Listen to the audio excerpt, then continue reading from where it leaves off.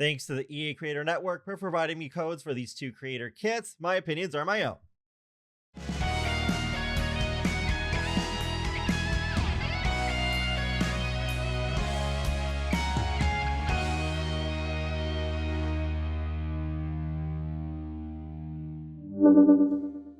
Hey folks, how's it going? This is Iron Seagull here, and it is time to review another pair of kits.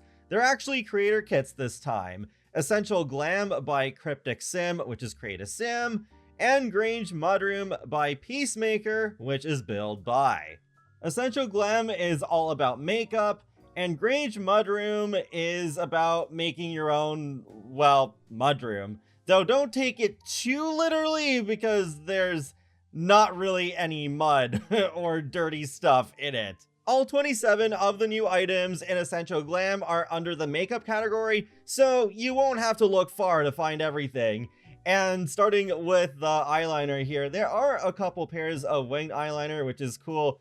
I always wish we could get more of that, so yeah, this definitely helps fulfill that. Like how this one, even some of the later swatches have a bit of a different color near like the bottom of the eyelid. There must be some sort of term with that, but I'm not a makeup expert by any stretch, so yeah, let me know if there is a term for that in the comment section below. But yeah, overall, some pretty solid additions as far as eyeliner goes. Oh yeah, it's also worth mentioning, every single piece of makeup in this kit is compatible with the sliders that they added some years back, because there is some old custom content that I have, even from Cryptic Sim, that was made before those sliders were implemented, so they only work with opacity.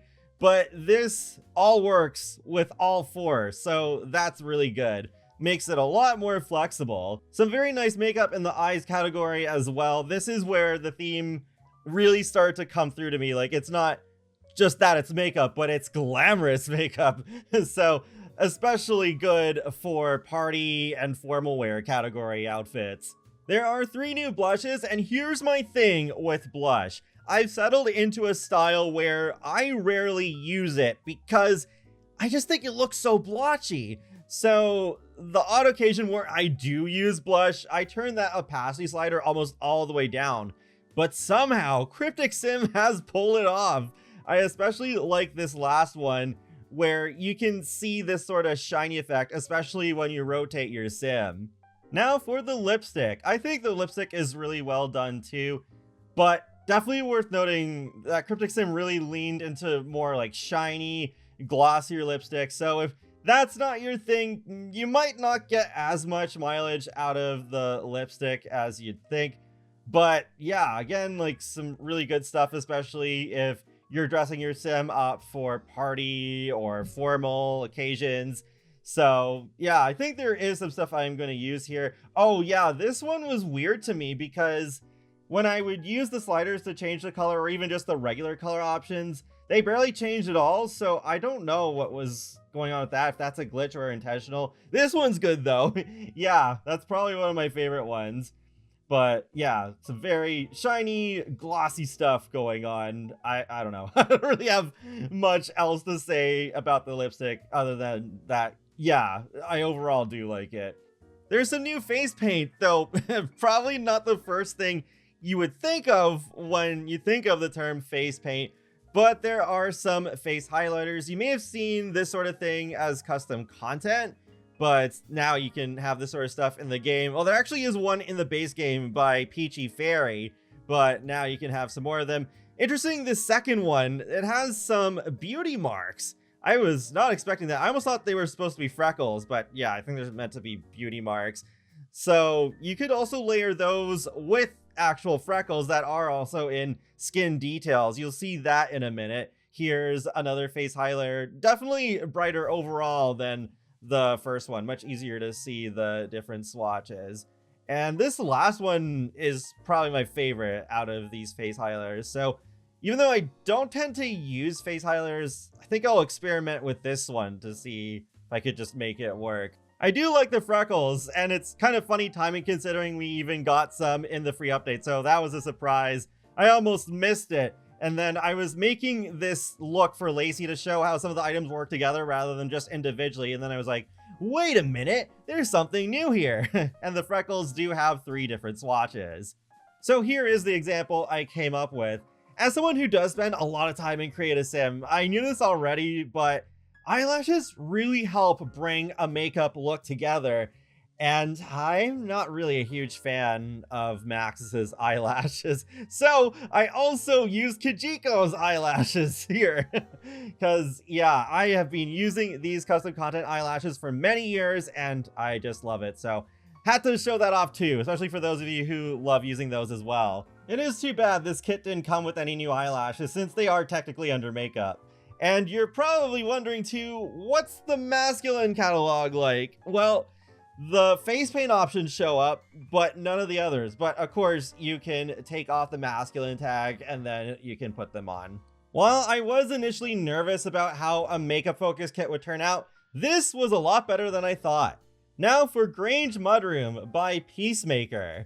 There's a total of 25 items here, including a couple of side tables, a bench, a couple of different cupboard designs, a couple of coat hanger designs that go on the wall, a shoe sign, a storage closet, a storage display shelf, a couple of potted plants, an oversized pair of sneakers, an oversized pair of boots, a wall mirror, a decorative pile of mail, a wall light, a basket, a pair of frames sitting on a wall shelf, a pair of glasses with a set of keys that may involve car keys? No, it's a creator kit. There's no way it would be hinting at something that Maxis may be making, but there's also a decorative handbag, a pretty large rug, a pair of new wallpapers, and a floor tile. Here's all the swatches for each object. So it does cover a very good range of colors. Like you have some bolder colors, but then also black and white. You're pretty well covered as long as you aren't looking for something with patterns on them, but I guess that's not really the sort of kit where you would do that anyways. And you can use the new wallpaper as a background if you do want to throw some more variety into it. But these sneakers and boots, the scaling seems off to me. They're just too big when I imagine a sim wearing them. So if they were a bit smaller, I think that would have been better. We have that shoe frame there. I was hoping it would function as like an object where you can have the sims take off their shoes when they go inside, but does not work that way. Missed opportunity there. I do like the artwork in the frames there. I think that might become a pretty popular item. And then we have a couple of coat hangers here with clothes and then a hat. So yeah, just kind of like a nice little clutter piece to make your mudroom feel more lived in. And there's a bit of a closer look at the pair of glasses with the car keys. So nice touch of realism, even if we don't have cars yet. Hopefully in a year or two, since there was that survey a while back that had some car ideas. And I certainly don't mind getting some more plants. I think they're all right. It is too bad the side table we saw a minute ago that has the gaps in the bottom. I was hoping we could slot decor into the bottom. That could have been interesting, but oh well. The handbag is pretty nice too. Just another nice little thing to add to realism in your builds.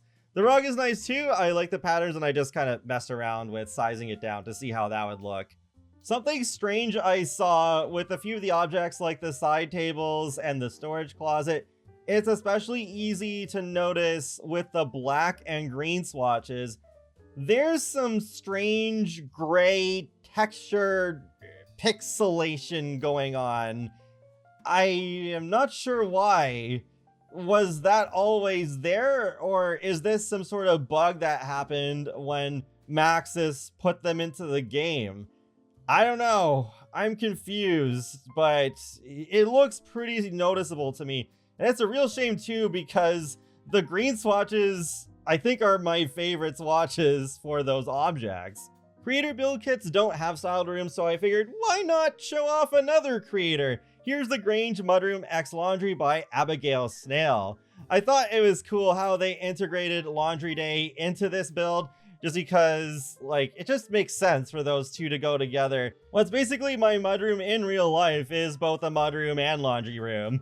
One other thing that is worth mentioning, as you can see, one of the side tables and the storage closet both function as dressers. Definitely helps sell the whole mudroom functionality where you could just come in, take off your jacket, and change into your everyday clothes. And that's pretty much it for Essential Glam and Grange Mudroom. Essential Glam is quite interesting. I think this is the most narrowly focused kit we've ever had. Like, if we had a build kit that was wallpapers or one that was just about doors, it's kind of like doing that. I can't help but wonder if we may get more laser focused on one category varieties of kits. One idea I've had for quite a while now is a tattoos kit. That could have some very fun designs, and to have 25-ish tattoos, that could give a lot of variety at the same time. Oh yeah, plus the recent businesses and hobbies expansion and the patch alongside that allowed for even better tattoo customization, so a kit could really take advantage of that. Tattoos and makeup in The Sims 4 have one thing in common. We don't get either very often. Essential Glam helped fill a gap, so a tattoos kit could fulfill a pretty similar purpose. Grange Mudroom, I don't think it's a bad kit apart from the weird texture pixelation I mentioned earlier, but I don't know. I don't feel like I needed a mudroom focused DLC. And sure, sometimes there are things where it's like, oh, I got something I didn't know I needed, but unfortunately this is not one of those cases. The clutter I think I could fit into some builds that I've already downloaded, but it's just like, the usability of this kit is going to very much hinge on whether creators I download from use this kit, since I don't often build houses myself. However, Peacemaker is a great creator, so I still highly recommend checking out his catalog, even if you don't end up buying this kit. I even downloaded a couple of his gallery builds a while back that I still have in my main save to this day. And same goes for Cryptic Sim, another really great creator that you should check out, especially if you are in need of more makeup. I'll leave links to both of their pages in the video description below. With that said, like usual, I cannot confidently recommend either of these at $5 US. I still am of the opinion that they're disproportionately priced in comparison to stuff hacks that are only $5 more, but have gameplay on top of also having build, buy, and create a sim. So just overall a much more solid investment for your money. And really, like, if you were to get either of these kits, I think to justify it, you would have to use these kits a lot, like a lot. Feel free to let me know your thoughts in the comment section below on these two kits, and be sure to subscribe if you'd like to keep up with my latest gaming content. I will talk to you all later, and have a great day. Thanks for watching.